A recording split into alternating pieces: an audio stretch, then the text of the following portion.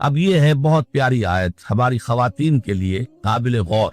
نیک بیویاں تو وہ ہیں جو تابع دار ہوں، اطاعت کیش ہوں، مردوں کا کہنا مانے، ان کی اطاعت کرے۔ حافظات للغیب، اور غیب میں ان کے لیے محافظ بنے، ان کے مال کی بھی حفاظت کرے۔ یہ نہیں خیانت کر کے اب شوہر تو گیا ہوا جو چاہو اس کے مال میں سے جس کو میں جو چاہوں دے دوں، نہیں، یہ وہ نہیں، اس کا مال جو ہے وہ اسی کا ہے، اس کی خیانت نہیں کرے گی، وہ امانت کے ساتھ حفاظت کرے گی، اور اس کے علاوہ اپنے نفس کی حفاظت کرے گی، اس لیے کہ وہ بھی اب شوہر کی امانت ہے۔ اب اس کا جو بھی جنسی معاملہ ہے وہ اس کے اپنے اختیار میں نہیں رہا، اس کو مل کے بزا کہتے ہیں ہماری فقہ کے اندر، کہ در حقیقت اس کا اختیار کامل اب شوہر کے ہاتھ میں آ چکا ہے، اس کے جنسی اعضاء جو ہے وہ شوہر کے کنٹرول میں، مل کے بزا، ملکیت گویا کہ اس کی ہے، لہذا اس میں کوئی خیانت اگر وہ کر رہی ہے تو وہ بھی اس کے خلاف ہو جائے گا۔ باب فالصالحات قانتات، تو نیک بیویاں وہ ہوتی ہیں جو تابع دار ہو، فرما بردار ہو، اور غیب میں یعنی شوہروں کی عدم موجودگی میں جبکہ وہ موجود نہیں ہے حفاظت کرنے والی ہوں، اور وہ حفاظت مال کی بھی اور ان کا اپنے نفس کی بھی، اور یہ کام آسان نہیں ہے، آپ کو معلوم ہے۔ شوہر کبھی 4 مہینے کے لیے باہر چلا گیا ہے، کبھی 1 سال کے لیے باہر چلا گیا ہے، عورت کے لیے اپنے نفس کو تھامے رکھنا، اپنے جنسی خواہشات کو، فرض کی جوان عورت ہے، اس کی بھی تو نفسانی خواہشات ہیں، تو آسان کام نہیں ہے۔ یہی وجہ ہے آپ کے علم میں ہوگا کہ واقعہ بڑا عجیب پیش آیا تھا، اس کو بیان کرتے ہوئے شرم بھی آتی ہے۔ حضرت عمر رضی اللہ تعالیٰ عنہ اپنی رات کے گشت میں ایک مکان کے پاس سے گزر رہے تھے، تو انہوں نے سنا کہ ایک عورت جو ہے وہ بڑے درد بھرے الفاظ میں کچھ گا رہی ہے۔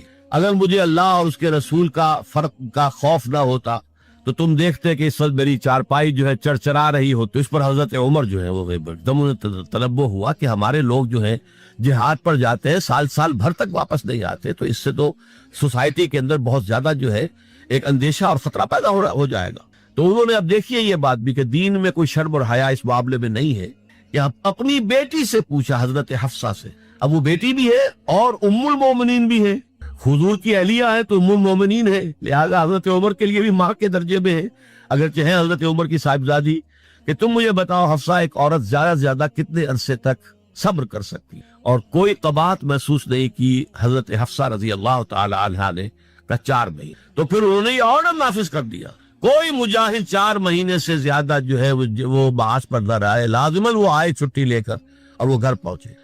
آپ اس کی روشنی میں دیکھیے جو کچھ ہمارے ہاں ہو رہا ہے، امارات میں جو لوگ کام کرتے ہیں، سعودی عرب میں کام کرتے ہیں، باہر کے ممالک میں کام کرتے ہیں، جوان بیویوں کو یہاں چھوڑ جائے، پھر جو قصے ہوتے ہیں، جو سکینڈلز ہوتے ہیں، پھر جب وہ شوہر صاحب تشریف لاتے ہیں تو وہ دیور اور بیوی جو ہے مل کر اسے قتل کرتے ہیں، اس لیے کہ یہاں تو دنیا بدل چکی ہے، دیور کی اور بھابھی کے رشتہ کچھ اور ہی بن چکا ہے، لہذا وہ قتل بھی کرتے ہیں، مال بھی سارا لے لیتے ہیں۔ یہ ساری خبریں آپ اخبارات میں پڑھتے ہیں، یہ کیوں ہے؟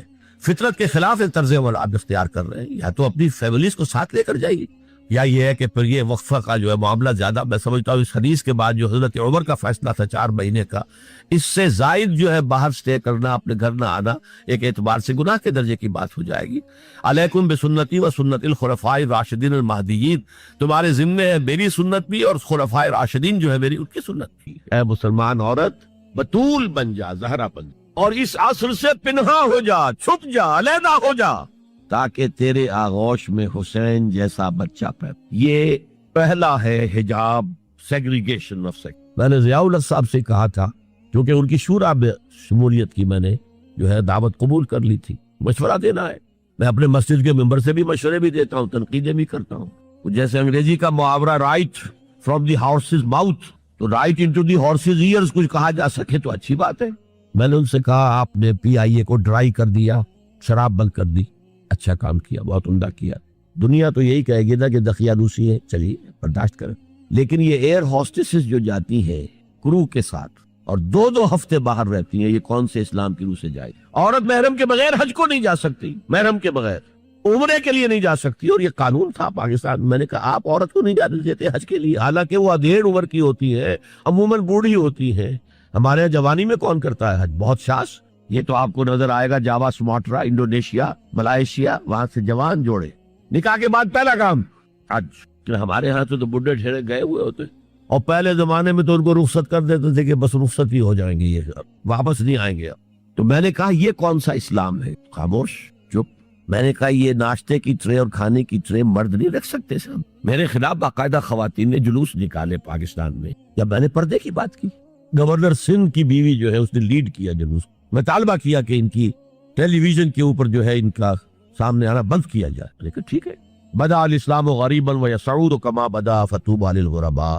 اسلام شروع ہوا تھا تو اسی حالت میں تھا کہ کوئی اس کو جانتا پہچانتا نہیں تھا. پھر جب اسلام غالب ہو گیا تو طاقتور کے تو سبھی دوست ہیں، سبھی پہچاننے والے. لیکن ان قریب اسلام پھر غریب ہو جائے تو جو اسلام کی غربت کے ساتھ خود غریب ہو جائیں ان کے لیے مبارکباد. اسلام کا دامن نہ چھوڑے، چاہے انہیں کہا جائے کہ یہ تو بڑے ہی دقیانوس، بڑے کٹر لوگ ہیں. میں نے اس زمانے میں چیلنج کیا تھا، مجھے بتاؤ کیا فرق واقع ہوتا ہے. آپ کہیں گے عورتوں کو اگر ہم گھر میں بٹھائیں تو ہماری اکانومی سفر کرے گی، آدھی ہماری جو ہے لیبر وہ کام نہیں کرے گی. میں نے کہا where there's a will there's a way. Cottage industry کا انتظام کرو. نمبر 1، گھروں میں بیٹھ کر کام کریں. دوسری جنگ عظیم کے دوران ایک بڑا علاقہ تھا دلی میں جس کا ہر گھر کارخانہ بنا ہوا تھا. کرخندار، یہ ایک قوم کا نام پڑ گیا، کرخندار. چھوٹی چھوٹی مشینیں لگی، کہیں بٹن بن رہے، کہیں بکسوئے بن رہے، کہیں نکریں سل رہی ہیں، کہیں پینٹیں سل رہی ہیں، کہیں جو ہے کرتے سل رہے ہیں، قمیضیں. صبح کے وقت ٹرک آیا، خام مال دے گیا، شام کو آیا تیار مال لے گیا. عورت نہ گھر سے نکلی نہ باہر گئی، کچھ نہیں، اور کام کیا، کما لیا. کاٹیج انڈسٹری کا انتظام کرو. اسی طریقے سے ایسے یونٹ بناؤ انڈسٹریل جس میں عورتیں کام کریں، عورتیں سپروائز کریں. ورکنگ آورز کم رکھو تاکہ وہ اپنے گھر کا کام بھی کر سکیں. کرو. عورتوں کے اسپتال میں عورتیں مرد، عورتیں مریض، عورتیں ڈاکٹر، عورتیں مریض، عورتیں نرسز. مردوں کے اسپتال میں فیمیل نرسز کا کیا کام ہے؟ تمہیداً میں عرض کر دوں کہ مسئلہ شفاعت ہمارے دین کے بہت مشکل مسائل میں سے، بلکہ آج جب میں غور کر رہا تھا تو میں اس نتیجے پر پہنچا کہ مشکل ہونے کے اعتبار سے یہ بالکل جبر و قدر کے مسئلے کے ہم پلہ ہے. جیسے جبر و قدر کا مسئلہ ہے، جسے عام طور پر عام فہم الفاظ میں ہم کہتے ہیں تقدیر کا مسئلہ. تقدیر کا مسئلہ وہ ہے کہ جس کے بارے میں اگر کوئی بحث کی جائے، گفتگو کی جائے تو الجھ جائے گا، سمجھ میں نہیں آئے گا. اگرچہ یہ کہ چونکہ اس پر ایمان لانا یہ ہم پر واجب کیا گیا ہے، ایمان لانے کے ہم مکلف ہیں. چنانچہ جو ایمانیات احادیث میں بیان ہوئے ہیں کہ جن پر ایمان لانا لازم ہے، حدیث جبرائیل میں جو الفاظ ہیں ان تؤمن بالقدر خیرہ و شرہ من اللہ تعالی، آپ نے فرمایا کہ ایمان کے تقاضوں میں سے یہ بھی ہے کہ تم قدر پر ایمان رکھو، تقدیر پر ایمان رکھو کہ اس کا خیر بھی اس کا شر بھی دونوں اللہ کی طرف. لیکن یہ مسئلہ جو کہ ایمانیات کے ضمن میں اتنا اہمیت کا حامل ہے، واقعہ یہ ہے کہ اس کے بارے میں اگر کھود کریت کی جائے، گفتگو کی جائے، رد و قضا ہو، بحث و نزاع ہو تو یہ الجھ جائے گا اور حل نہیں. اگرچہ سمجھ میں آ جاتا ہے اگر انسان سمجھنا چاہے. اور یہ بھی میں اس لیے عرض کر رہا ہوں کہ جو چیز سمجھ میں نہ آ سکتی ہو اس پر ایمان کا واقعتاً یہ ہے کہ ہمارا مکلف ہونا پھر غیر منطقی ہو جائے گا. سمجھ میں تو آتا ہے لیکن بیان میں نہیں. ان دونوں چیزوں میں بڑا فرق ہے. ایک چیز سمجھ میں آتی ہے لیکن بیان میں نہیں آ سکتی. بیان کرنے میں ہماری جو قوت بیانیہ ہے، ہماری جو زبان ہے، اس کی جو محدودیتیں ہیں، اس کی بنا پر وہ مسئلہ الجھ جاتا ہے. بہرحال آج کا میرا موضوع جو ہے وہ مسئلہ قدر نہیں ہے، لیکن میں صرف اس لیے عرض کر رہا ہوں کہ وہ مسئلہ کہ جس کے بارے میں حضور نے بہت سختی کے ساتھ منع فرمایا ہے کہ کوئی بحث و نزاع نہ کرو. ایک مرتبہ حضور تشریف لائے اپنے حجرے سے باہر اور آپ نے دیکھا کہ کچھ صحابہ وہ مسجد کے گوشے میں بیٹھے ہوئے کسی بحث میں مبتلا ہے، اور وہ بحث جو ہے وہ تقدیر سے متعلق ہے. حضور نے جب یہ دیکھا تو آپ کا چہرہ غصے سے تمتما اٹھا اور آپ نے غضبناک الفاظ میں فرمایا الہذا بعثت ام لہذا امرت یا ام لہذا امرت، کیا مجھے اس چیز کا حکم دیا گیا تھا؟ کیا میں اس کام کے لیے مبعوث کیا گیا؟ یہ معاملات ایسے ہیں کہ جس کے بارے میں خاموشی اختیار کر. بہرحال اسی طرح کا مسئلہ جو ہے یہ شفاعت کا مسئلہ بھی ہے. ویسے بھی میں نے بارہ عرض کیا ہے کہ بہت سے اکثر معاملات دنیا میں ایسے ہیں کہ جو ہمارے ہاں روایتی الفاظ آتے ہیں کہ بال سے زیادہ باریک اور تلوار کی دھار سے زیادہ تیز، کہ ذرا ادھر ہوئے تو ہلاکت ہے، ذرا ادھر ہو تو ہلاکت ہے. اسی طرح کا معاملہ ہے یہ صراط مستقیم اس دنیا میں بھی، اور پل صراط جسے ہم کہتے ہیں وہ قیامت میں بھی واقعتاً بہت باریک ہے، اور اس کی طرف ذرا سا بھی انسان ادھر یا ادھر ہو جائے تو گمراہی اور ہلاکت میں مبتلا ہونے کا اندیشہ ہے. اسی طرح کا مسئلہ شفاعت ہے. پہلے سمجھیے کہ شفاعت کے معنی کیا ہے. شفع کا لفظ عربی زبان میں آتا ہے بنیادی طور پر ضم الشیء الی مثلہ. امام راغب اصفہانی رحمۃ اللہ علیہ، جن کی مفردات القرآن نہایت اہم کتاب ہے، فہم قرآن میں بہت ممد ہے، بہت معاون ہے، اور اب اچھا ہے کہ اس کا اردو ترجمہ بھی شائع ہو چکا ہے، تو جو عربی سے استفادہ نہ کر سکے وہ اردو سے استفادہ کر سکتے کہ ہر شے کا جو مادہ ہے اس کے اصل معنی کیا ہے، اصل مفہوم کیا ہے. عربی زبان میں وہ مادہ جو ہے، وہ روٹ جو ہے، وہ 3 لیٹرڈ روٹ سے حرفی مادہ جو ہے وہ اصل میں کس مفہوم کے لیے استعمال ہوتا ہے؟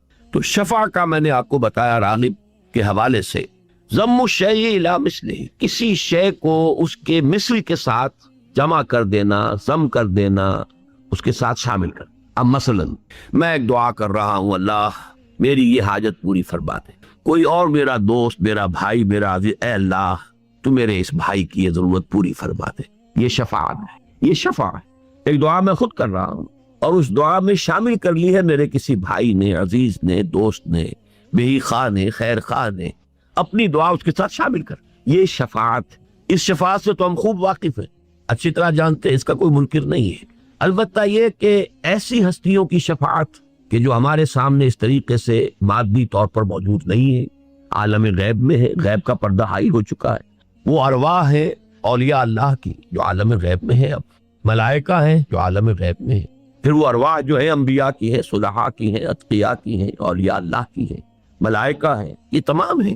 ان سے اس طرح کا کوئی معاملہ جو ہے وہ ذرا مختلف ہو جائے گا، لیکن جو چیز میں نے آپ سے عرض کی مثال کے طور پر شفاعت کا سب سے سادہ تصور کہ آپ ایک دعا کر رہے ہیں، آپ ایک استدعا کر رہے ہیں اللہ سے، اور کوئی اور بھی آپ کی اس دعا میں آپ کا ساتھ دے رہا ہے، آپ کے لیے گویا کہ اسی بات کا سوال اللہ سے کر رہا ہے کہ جس بات کا سوال آپ کر رہے ہیں، تو یہ شفاعت ہے لفظی اعتبار سے۔ اسی طریقے سے یہ لفظ سورہ نساء میں آیا ہے، آیت نمبر 85 میں، دنیا میں جو ہم ایک دوسرے کے لیے کچھ سفارش کر، اس کے لیے لفظ شفاعت اس قرآن میں مستعمل ہے۔ آپ کا کوئی بھائی ہے، اس کا کوئی مسئلہ ہے کسی جگہ پر، کوئی ضرورت جو ہے اس کی کوئی شخص پوری کر سکتا ہے، آپ اس کے ساتھ جاتے ہیں اور گویا کہ ایک طریقے سے اسے اطمینان دلاتے ہیں کہ یہ شخص جو ہے یہ قابل اعتماد شخص ہے، یہ جو بات کہہ رہا ہے میرے علم کے حد تک اس کے اوپر آپ اعتبار کر سکتے ہیں، اعتماد کر سکتے ہیں۔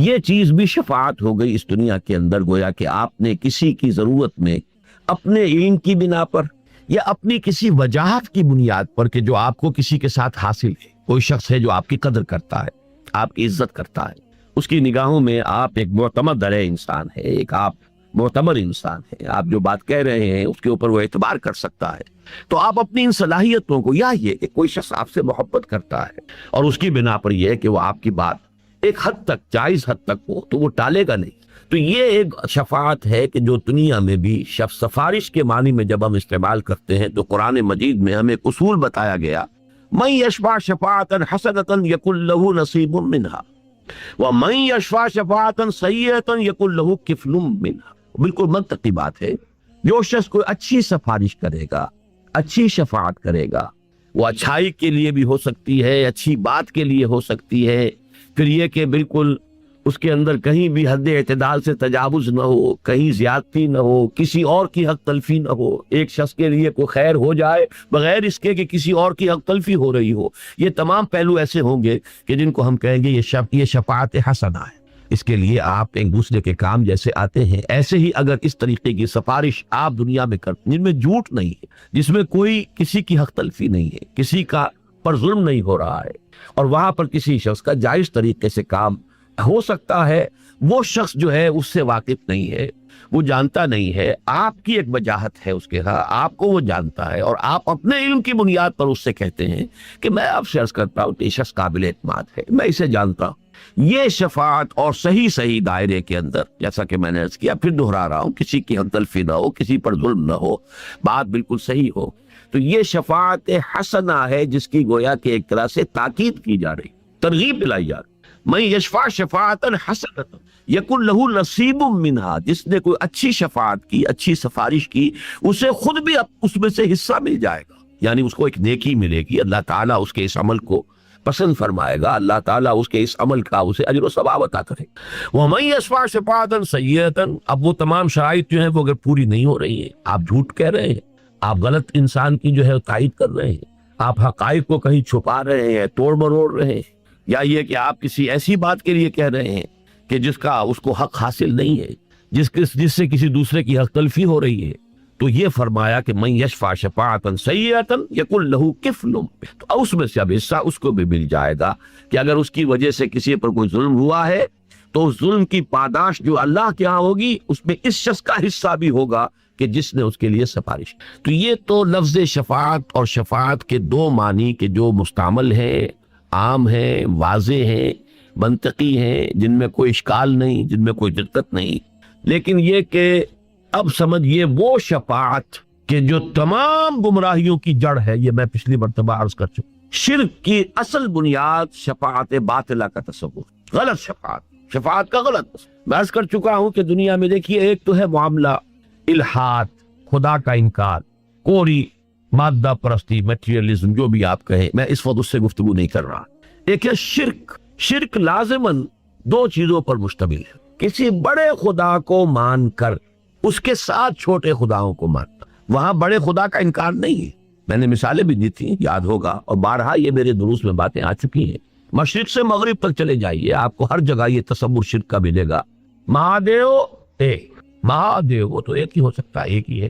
دیویاں اور دیوتا بے شمار، کوئی آگ کی دیوی ہے اور کوئی پانی کا جل دیوتا ہے اور اگنی دیوی ہے، اور کوئی لکشمی بائی ہے، لکشمی دیوی ہے، وہ دولت کی ہے، وہ گرتے جائیے، وہ بے شمار۔ بالکل ویسٹ میں چلے جائیے، بڑے جی سے لکھا جائے گا گاڈ، تو وہ ایک ہی ہے، کیپٹل جی۔ اس کے تین صفات جو ہمیشہ مانی گئی ہیں، اومنی پوٹنٹ، اومنیشینٹ، اومنی پریزنٹ۔ وہ جو بڑا خدا ہے ایک اکیلا، جی سے لکھا جانے والا، کیپٹل جی سے، وہ اومنی پوٹنٹ ہے، علی کل شیء قدیر، اومنیشینٹ ہے، بکل شیء علیم، اومنی پریزنٹ ہے، ہر جگہ موجود، ہوا معکم اینما کنتم۔ یہ تین صفات ہر جگہ مانی گئی اس بڑے خدا کا۔ یہی معاملہ تھا عرب میں، اللہ وہ ایک ہی تھا، لیکن آلہہ، وہاں گاڈ کے ساتھ گاڈیسز اینڈ گاڈز، چھوٹے جی سے لکھے جانے والے بے شمار گاڈز اینڈ گاڈیسز، ان کی گنتی نہیں ہو سکتی۔ اسی طریقے سے اللہ ایک اور آلہہ۔ اب یہ آلہہ دو طرح کے بنائے گئے، ظاہر بات ہے کہ ان کی، جیسا کہ میں نے پچھلی مرتبہ بھی عرض کیا تھا، کہ اصل میں تو یہ بگڑی ہوئی شکلیں ہیں، جو اصل حقیقتیں تھیں ان کے اندر تھوڑا تھوڑا رد و بدل ہوتے ہوتے ہوتے ہوتے وہ شے بالکل ایک نئی بن کر ایک عجیب صورت اختیار کر لیتی ہے، لیکن تھی تو تمام چیزیں جو ہے، دین توحید ہی تھا آغاز میں۔ حضرت آدم علیہ السلام اللہ کے نبی تھے، یعنی نوع انسانی کا اور تاریخ انسانی کا آغاز جو ہے وہ اندھیرے میں نہیں ہوا، ظلمت میں نہیں ہوا، تاریکی میں نہیں ہوا، جہالت میں نہیں ہوا ہے۔ سائنٹیفک اعتبار سے آپ کہہ سکتے ہیں کہ علم بہت کم ہوگا ان کے پاس یا نہیں ہوگا بالکل، لیکن یہ کہ یہ العلم جو ہے، فَعْلَمْ ان اللہ لا الہ الا ہو، جان لو اس وقت کہ اللہ کے سوا کوئی الہ نہیں۔ یہ ہے اصل علم، 100 علموں کا ایک علم، بلکہ 1000 علموں کا ایک علم۔ اسی لیے وہ بہت صحیح کہا ہے وہ کہ علم و بس کری ہو یار، ایک کو الف تیرے درکار، یہ ایک الف کافی۔ یہ علم تو ہمیشہ سے تھا، لیکن اس کی بگڑی ہوئی شکلیں، اس سے نکلی ہیں کھاڑیاں، نکل کر انہوں نے شکلیں بدل لی۔ ایمان بالملائکہ جو ہمارے ہاں ایمان کے اجزاء لا ينفک میں سے ہے، اس کی بگڑی ہوئی شکل ہے جو یہ دیوتاؤں کی بنائی گئی ہے۔ کوئی پہاڑوں کا دیوتا ہے، کوئی فلاں کا دیوتا، ملائکہ ہے یا وسیع اور اس کائنات جس کا کہ ابھی تک ہمیں کچھ پتہ نہیں ہے، اس کے سائز کا کوئی تصور آج بھی نہیں ہے انسان کو، قطعاً پتہ نہیں کہاں شروع ہوتی ہے کہاں ختم ہوتی ہے۔ اس کائنات میں ایک حکومت ہے باضابطہ، اس کی ایک بیوروکریسی کہہ لیجئے، اس کے کارندے ہیں، ان کے سول سرونٹس ہیں، وہ ملائکہ ہیں، اللہ کے احکام کی تنفیذ کر رہے ہیں۔ بس قرآن نے جو واضح کیا، جو حقیقت واضح رہنی چاہیے، وہ یہ کہ انہیں اختیار کوئی حاصل، یفعلون ما یؤمرون، جو حکم ملتا ہے ان میں کوئی اختیار نہیں۔ اگر ذرا سا بھی یہاں سے پاؤں پھسلا، ان کے لیے بھی کسی درجے میں اختیار کا تصور آ گیا، اب وہ گویا کہ نائبین بن گئے اللہ۔ اور نائب جو ہے، ظاہر بات ہے کہ اسے کچھ نہ کچھ اختیار دیا جاتا ہے، تو جب اختیار دیا جاتا ہے تو اس اختیار کے اعتبار سے اس کے ہاتھ میں آپ کا کچھ نہ کچھ خیر و شر تو آ گیا نا۔ اب اس خیر و شر کے لیے کچھ ڈنڈوت اس کی بھی کی جائے، کچھ اظہار تعظیم ان کے سامنے بھی ہو، کوئی اظہار نیاز کیا جائے، اظہار نیاز بندی، اظہار تعظیم۔ یہاں سے بگڑتی ہوئی وہ شکل جو ہے ایمان بالملائکہ، اس نے در حقیقت صورت اختیار کر لی ان دیوتاؤں اور دیویوں۔ ایک شکل تو یہ تھی، اسی کی نفی کی ہے، جیسا کہ ہم پڑھ چکے ہیں پہلے۔ میں نے عرض کیا تھا کہ سورۃ الاخلاص کے تقریباً ہم وزن ہے آخری آیت سورہ بنی اسرائیل کی، وَقُلِ الْحَمْدُ لِلَّهِ الَّذِي لَمْ يَتَّخِذْ وَلَدًا وَلَمْ يَكُنْ لَهُ شَرِيكٌ فِي الْمُلْكِ۔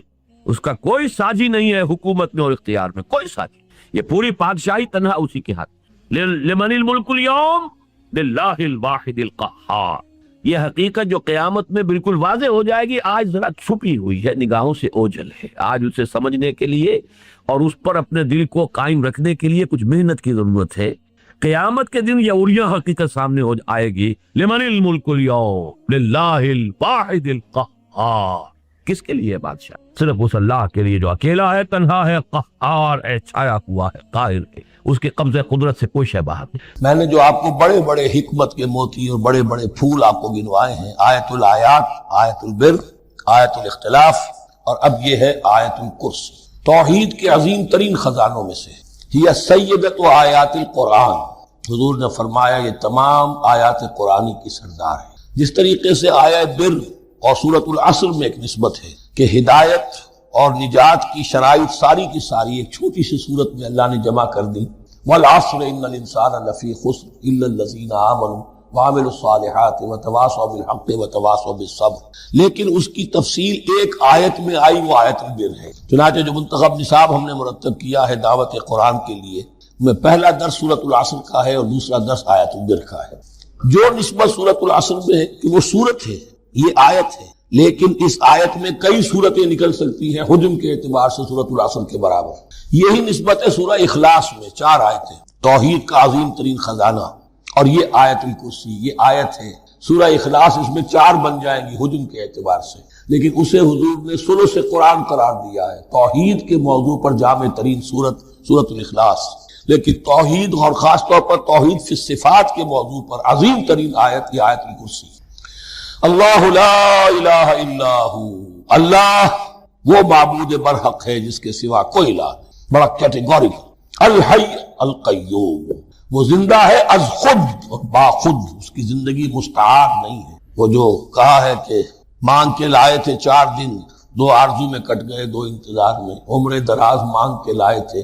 اللہ کی زندگی ہے، اس کی از خود زندگی کسی کی دی ہوئی نہیں، اور اس زندگی میں کوئی ضعف نہیں، کوئی کمزوری نہیں، کوئی احتیاج نہیں۔ آگے آ جائے گا، نہ اسے نیند آتی ہے نہ اونگ آتی ہے۔ قیوم، خود اپنی جگہ وہ زندہ جاوید ہستی ہے، اور باقی ہر شے کا وجود اس کے حکم سے قائم ہے، کوئی شے قائم نہیں ہے بغیر اس کے اذن کے۔ تو گویا کہ الحد، احد اور الصمد، اللہ اپنی جگہ احد، لیکن باقی پوری کائنات کے لیے صمد، جو سورہ اخلاص میں 2 الفاظ آئے ہیں، قل هو اللہ احد اللہ الصمد۔ اللہ حی ہے اور قیوم، لا تاخذہ سنۃ ولا نوم، اس پر غالب نہیں ہو سکتی نہ نیند نہ اونگ۔ لہ ما فی السماوات و ما فی الارض، آسمانوں اور زمین میں جو کچھ ہے اسی کا ہے، ملکیت تامہ، ملکیت حقیقی اس کی۔ من ذا الذی یشفع عندہ الا باذنہ، کون ہے وہ جو شفاعت کر سکے اس کے پاس مگر اس کی اجازت سے۔ اب یہ مقام آیا ہے سورہ بقرہ میں پہلی مرتبہ، 3 مرتبہ کیٹیگوریکل ڈینائل کے بعد، کوئی شفاعت نہیں، کوئی شفاعت نہیں، کوئی شفاعت نہیں۔ یہاں بھی جو انداز ہے بہت ہی جلالی انداز ہے۔ منظر الذی، کس کی یہ حیثیت ہے، کس کا یہ مقام ہے، کس کو یہ زور حاصل ہے کہ وہ اپنے اختیار کے بل پر، تو اپنی حیثیت کی بنیاد پر شفاعت کر سکے؟ ہاں، جس کے لیے اللہ اجازت، استثناء کے ساتھ شفاعت کا یہاں پر پہلی مرتبہ آیا۔ ورنہ سورہ بقرہ کے 6 رکوع کی دوسری آیت، وَاتَّقُوا يَوْمًا لَا تَجْزِي نَفْسٌ عَن نَفْسٍ شَيْئًا وَلَا يُقْبَلُ مِنْهَا شَفَاعَةٌ وَلَا يُؤْخَذُ مِنْهَا عَدْلٌ وَلَا هُمْ يُنصَرُونَ۔ 15 رکوع کی دوسری آیت، وَاتَّقُوا يَوْمًا لَا تَجْزِي نَفْسٌ عَن نَفْسٍ شَيْئًا وَلَا يُقْبَلُ مِنْهَا عَدْلٌ وَلَا تَنفَعُهَا شَفَاعَةٌ وَلَا هُمْ يُنصَرُونَ۔ اور اب اس سے پہلے کی آیت میں آ چکا ہے وَلَا شَفَاعَةٌ، کوئی شفاعت مفید نہیں ہو، لیکن یہ کہ اس میں ایک استثناء ہے۔ اب یہ ذرا باریک مسئلہ ہے کہ شفاعت حقہ کیا ہے، شفاعت باطلہ کیا ہے، تو دورہ ترجمہ قرآن میں اتنی تفاصیل کے ساتھ بحث نہیں کی جا سکتی، وہ ایک علیحدہ موضوع ہے۔ حال ہی میں نے اس پر اپنے درس ریکارڈ کرا دیے ہیں۔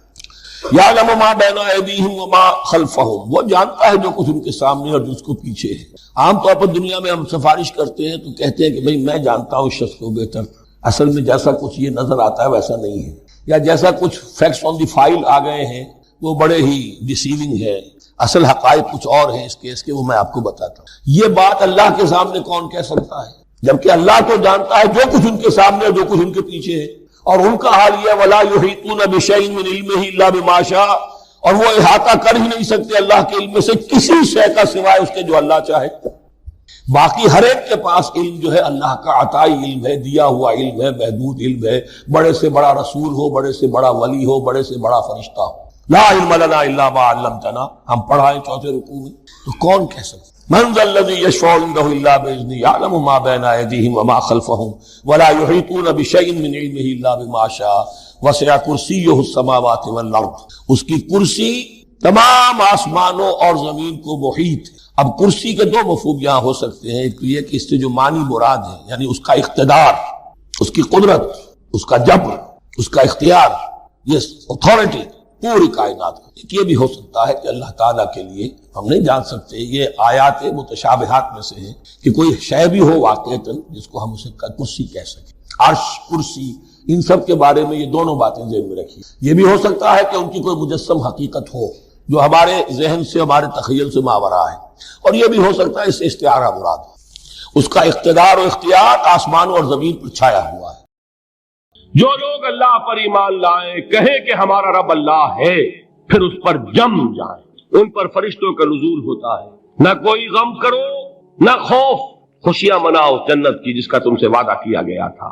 اللہ کی ربوبیت پر اطمینان جب انسان کو ہو جاتا، میرا رب اللہ ہے، ربی اللہ، انسان کے لیے نہ کوئی کھٹکا، نہ کوئی خطرہ، نہ کوئی خوف، نہ کوئی حزن۔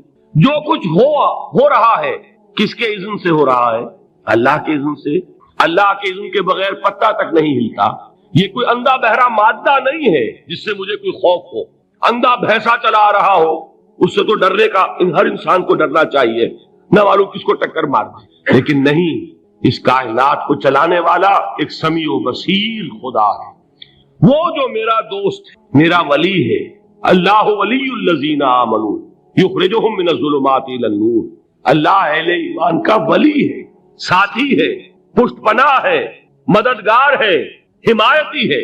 بتائیے جسے یقین ہو جائے کہ اللہ میرا مددگار، اللہ میرا محافظ، اللہ میرا پشت پناہ، اللہ میرا حمایتی، اس کے لیے کوئی خوف ہوگا؟ اس سے کوئی ڈر ہوگا؟ میں مثال دیا کرتا ہوں ایک بہت سادہ، پنجاب کے دیہات کی۔ تو بڑا چودھری ہے اور کوئی غریب کسان ہے، اس غریب کسان کی کہ جانوروں کو ہر وقت اندیشہ ہوگا چوری کا، کوئی میری بھینس کھول کر نہ لے جائے، کوئی میرا بیل کھول کر نہ لے جائے۔ لیکن جس کے بارے میں یہ سب کو معلوم ہو کہ وہ جو بڑا چودھری ہے وہ اس کا دوست ہے، اس کی بچیا کو کوئی خوف ہوگا؟ اس کی بھینس پر کوئی ہاتھ ڈالے گا؟ اسے کوئی اندیشہ ہوگا؟ نہیں۔ کیوں؟ کہ وہ بڑا چودھری، بڑا اس کا یہاں کا سردار، جاگیردار، سب کو معلوم ہے وہ میرا دوست ہے، کوئی میرے خلاف اقدام نہیں کر سکتا۔ اس دنیا میں یہ چھوٹی سی بات اگر آپ کے دلی اطمینان اور سکون کا باعث بن سکتی ہے تو ذرا تصور کیجئے۔ میں لفظ تصور استعمال کروں گا صرف اس لیے کہ اس کا ہم جس کو کہتے ہیں ادراک اور شعور کر نہیں سکتے، اگر کے ساتھ کر سکتے۔ اگر یقین ہو کہ اللہ میرا مددگار اور یقین ہو کہ اللہ ہر آن میرے ساتھ ہے، پھر کوئی خوف، کس کا خوف؟ کوئی شے اللہ سے بالاتر ہے؟ کوئی قوت اس سے زیادہ طاقتور ہے؟ کوئی اس کے ارادے کو بدلنے والا ہے؟ کوئی اس کی مشیت کے آڑے آنے والا ہے؟ یہی بات ہے جو حضور نے فرمائی۔ یہ ایمان کا حاصل ہے لب لباب، کہ دیکھو اچھی طرح اس بات کو ذہن نشین کر لو، اگر تمام انسان مل کر تمہیں کوئی نقصان پہنچانا چاہے نہیں پہنچا سکتے مگر جو کچھ اللہ نے لکھ دیا ہو، اور تمام انسان مل کر تمہیں کوئی نفع پہنچانا چاہے نہیں پہنچا سکتے مگر وہ شے جو اللہ نے طے کر۔ آپ پھر میں کہوں گا ذرا طاری کیجئے، اسے فرض کیجئے، اسے سوچئے، اگر اس حدیث پر ہمارا دل ٹھکا ہوا ہو تو کسی سے ڈر ہوگا؟ یہ مجھے نقصان نہ پہنچا دے، یہ میری رپورٹ خراب نہ کر دے، یہ میری انکریمنٹ نہ رکوا دے، یہ میرا یہ نہ بگاڑ دے، یہ میرے یہ نقصان نہ پہنچا دے، اس کا ڈر، اس کا ڈر، اس کا خوف، اس کی خوشامد، اس کے لیے جا کر طرح طرح سے اپنی عزت نفس کو ذلیل کروانا اس کے سامنے۔ یہ سب کچھ کیوں کرتا ہے انسان؟ جب سمجھتا ہے کہ اس کے ہاتھ میں میرا کوئی نفع ہے، اس کے ہاتھ میں میرے لیے کوئی ضرر ہے، یہ مجھے کوئی غضب پہنچا سکتا ہے، یہ مجھے کوئی نقصان پہنچا سکتا ہے، یہ میرے کوئی کام بنا سکتا ہے، یہ میری کوئی ضرورت پوری کر سکتا ہے، اسی کا نام شرک ہے۔ جہاں آپ نے یہ سمجھا کہ غیر اللہ کے اندر کوئی طاقت موجود ہے وہی شرک ہے۔ بتوں سے تجھ کو امیدیں، خدا سے نو امیدی، مجھے بتا تو صحیح اور کافری کیا ہے؟ شرک تو یہ ہے۔ جس پر بھی تمہیں یہ خیال ہے، کلمہ ہے یہ کلمہ سوم، لا حول ولا قوت الا باللہ، ذرا اس پر دل کو کبھی اگر آپ تصور کریں، پھر فرض کریں، دل ٹھک جائے اس پر، کوئی طاقت نہیں۔ یہی بات تھی جو شیخ عبد القادر جیلانی رحمۃ اللہ علیہ نے اپنی وصیت میں اپنے بچے سے کہی۔ 11ویں دینے والے ہیں لیکن حضرت شیخ عبد القادر جیلانی کی وصیت اور تعلیمات کو کتنے لوگ ہیں جانتے ہو؟ یہ جن مقامات تک پہنچے ہیں وہ کس چیز کی بدولت پہنچے؟ انہوں نے جو پیغام دیا وہ کیا تھا؟ اے میرے بچے، جس طریقے سے قرآن مجید میں حضرت لقمان کی نصیحتیں جو ہے نقل کر دی گئی ہیں. میں یہ عرض کروں گا بالفرض اگر قرآن حضرت عبد القادر جیلانی کے بعد نازل ہوا ہوتا تو شیخ عبد القادر کی یہ نصیحتیں بھی قرآن میں درج ہوتی. اتنی اونچی نصیحتیں ہیں. اے میرے بچے اس حقیقت کو ذہن نشین کر لے, لا فاعل فی الحقیقت ولا مؤثر الا اللہ. اس کائنات میں نہ کوئی فاعل حقیقی ہے نہ مؤثر حقیقی ہے سوائے اللہ. کسی شے میں کوئی تاثیر نہیں اگر اللہ نہ چاہے. آگ جلا نہیں سکتی اگر اللہ نہ چاہے.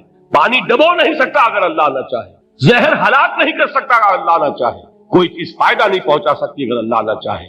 تو در در پہ کیوں سر جھکاتے ہو, در در پر کیوں جبیں سائی کرتے ہو, سب کے سامنے کیوں ہاتھ پھیلاتے ہو؟ ایک اللہ سے مانگو, ایک اللہ کے سامنے جبین سر پر زمین پر اپنی جبین رکھو. لا فاعل فی الحقیقت ولا مؤثر الا اللہ. نظر آتا ہے ہمیں کہ پانی پیاس بجھا دیتا ہے. پیاس بجھانے کی صلاحیت پانی میں نہیں ہے, اللہ کے اذن سے. کھانا بھوک مٹا دیتا ہے, بھوک مٹانے کی صلاحیت کھانے میں نہیں ہے, اذن رب میں. دیکھیے یہی یقین تھا. حضرت موسیٰ علیہ السلام کا واقعہ یاد کیجئے. سامنے سمندر آ گیا ہے, قوم دیکھتی ہے پیچھے کہ گرد و غبار کا طوفان. معلوم ہوا کہ فرعون اپنے لشکر سمیت آ گیا. لشکر جب چلتا تھا تیز رفتاری کے ساتھ تو گرد و غبار کا جو طوفان اٹھتا تھا اس کا تصور کیجیے, اور لمحہ بلمحہ وہ قریب آ رہا ہے. پوری قوم نے کیا کہا, اے موسیٰ انا لمدرکون, اے موسیٰ ہم کو پکڑے گئے. قرآن مجید نے تو یہاں وہ باتیں نہیں لکھی ہیں, لیکن تورات میں یہ درج ہے کہ بنی اسرائیل جھگڑنے لگے, دست و گریبان ہو گئے موسیٰ کے ساتھ. موسیٰ ہمیں یہاں مروایا لا کر, اس سے تو ہم ہی بہتر تھے. وہاں کھانے کو ملتا تھا, زندگی تو تھی, بیگار ہم کر رہے تھے, موت تو نہیں تھی. اب جو کچھ ہوگا اس کا تصور کرو, جس طریقے سے ہمارے ٹکڑے اڑائے جائیں گے. تو لڑ رہے ہیں حضرت موسیٰ علیہ السلام. یہ تورات کی تفصیل ہے. قرآن میں صرف اتنا آیا ہے, پریشان ہو کر انہوں نے کہا انا لمدرکون, موسیٰ ہم کو پکڑے گئے. اس وقت موسیٰ کا جواب کیا ہے, کلا ان معی ربی سیہدین. نہیں, میرے ساتھ میرا رب ہے, وہ راستہ دے گا. بتائیے کہاں راستہ نظر آ رہا ہے؟ یہ ہے ایمان بالغیب. راستہ نظر نہ آئے تب اللہ پر یقین ایمان ہے. جیب میں پیسے ہوں اور تب دل کو اطمینان ہے, تو ایمان کس پر ہوا؟ پیسے پر, اللہ پر نہیں. جب وسائل و ذرائع نہ ہو اور پھر یقین ہو کہ اللہ مسبب الاسباب ہے, وہ اسباب کا پابند نہیں ہے, وہ اسباب کا محتاج نہیں ہے, اسباب اس کے محتاج ہیں. اگر یہ یقین ہے تو اللہ پر ایمان ہے, یہ نہیں ہے تو تمہارا ایمان اسباب پر ہے, وسائل پر ہے, ذرائع پر ہے, مادیات پر ہے, اللہ پر نہیں. اس وقت کہاں راستہ تھا؟ کوئی راستہ تھا؟ سمندر ہے اور ادھر سے لشکر آ گیا ہے. کلا ان معی ربی سیہدین. اب دیکھیے ایمان کہہ دینا آسان ہے, ہوا معکم اینما کنتم, جہاں کہیں بھی تم ہوتے ہو اللہ تمہارے ساتھ ہوتا ہے. لیکن اس کا یقین قائم ہو جائے تو زمین و آسمان کا فرق واقع ہو جائے. یہی بات ہوئی حضور کے ساتھ. غار ہے, چھپے ہوئے ہیں محمد رسول اللہ اور آپ کے وہ یار غار ابو بکر صدیق رضی اللہ تعالی عنہ. اقبال نے حضرت ابو بکر کی شان میں چند اشعار کہے صرف, لیکن واقعہ یہ ہے کہ بھاری بھاری نظموں پر اور قصیدوں پر بھاری, طویل ترین نظمیں اور قصیدے ہوں ان پر بھاری. ہمتیں ابو بکر کی ہمت جو ہے, کشت ملت را جو اب جیسے بارش سے کھیتی اپجتی ہے, ابو بکر کی ہمت اور عظیمت اس امت کو اسی طرح سینچنے والی ہے. ثانیے اسلام و غار و بدر و قبر, وہ دوسرے تھے اسلام میں, دوسرے. پہلے کون تھے؟ انا اول المومنین, حضور فرماتے ہیں سب سے پہلا ایمان لانے والا میں. دوسرے ابو بکر. ویسے ہمارے ہاں یہ چلتا ہے اختلاف, حضرت علی پہلے ہیں کہ حضرت ابو بکر پہلے ہیں, لیکن اس میں بڑی خوبصورت تطبیق قائم کی ہے علماء نے, اور بہت صحیح ہے. چار کے بارے میں فیصلہ ہی مت کرو کہ کون پہلے. ان کی ایک عجیب تقسیم کر دی ہے. آزاد مردوں میں, بالغ مردوں میں سب سے پہلے ابو بکر, بچوں میں سب سے پہلے علی, خواتین میں سب سے پہلے خدیجہ, اور غلاموں میں سب سے پہلے زید ابن حارث. بڑی پیاری تقسیم ہے. یہ چاروں ہی پہلے ہیں, ہر ایک کے لیے اولیت ہے. اور واقعہ یہ ہے کہ اگر زمانی اعتبار سے تعین ہوگا تو پہلے خدیجۃ الکبریٰ آئیں گی رضی اللہ تعالی عنہ. کسی اور سے بات کرنے کی نوبت بعد میں آ سکتی ہے, پہلے تو اہلیہ محترمہ سے بات ہوئی, آتے ہی پہلی وحی ہوئی ہے. ابھی تبلیغ کا حکم نہیں تھا. کس کو بتایا واقعہ؟ ابھی اپنی نبوت کی تبلیغ کا تو حکم ہی نہیں آیا. واقعہ کس کا ہے؟ وہ خدیجہ کا۔ جب کہا ہے کہ خشیت علی نفسی، مجھے اپنی جان کا اندیشہ ہے، تو کیا جواب دیا خدیجہ نے رضی اللہ تعالی عنہا؟ وہ صدیقۃ الکبریٰ ہے۔ صدیقات جو ہے خواتین، ان میں چوٹی پر خدیجہ الکبریٰ ہے رضی اللہ تعالی عنہ، اور صدیق جو مرد ہیں ان میں صدیق اکبر ہے ابو بکر صدیق رضی اللہ تعالی عنہ، لیکن صدیقات میں چوٹی۔ جب حضور نے فرمایا خشیت علی نفسی، کیا فرمایا، کیا عرض کیا، کیسے تسلی دی؟ نہیں، اللہ آپ کو ضائع نہیں کرے گا، آپ غریبوں کے ہمدرد ہیں، آپ مساکین کے تکالیف رفع کرنے والے ہیں، آپ بیواؤں کی سرپرستی کرتے ہیں، آپ مسافروں کی خدمت کرتے ہیں، اللہ آپ کو ضائع نہیں کرے گا۔ یہ یقین ہے اس خاتون کے اندر۔ خیر وہ ایک علیحدہ بات ہو جائے گی۔ میرے دل پر حضرت خدیجہ رضی اللہ تعالی عنہ کی شخصیت کا بڑا گہرا نقش ہے، جو وہ کوئی اور ہی وقت اور موقع ہوا تو بیان ہوگا۔ بہرحال اقبال نے ایک مصرے میں جو 4 اولیتیں جمع کر دی ہیں، ہمت او کشت امت را چو ابر، ثانی اسلام و غار و بدر و قبر۔ اسلام میں حضور کے بعد پہلے کون؟ ابو بکر۔ غار میں حضور کے ساتھ کون؟ ابو بکر۔ بدر کی رات اللہ کا رسول سر بسجود، وہ جھاڑ، وہ گھاس پھوس کی جو جھوپڑی بنائی گئی تھی، اور وہاں تلوار ننگی لے کر پہرا دینے والا کون؟ ابو بکر۔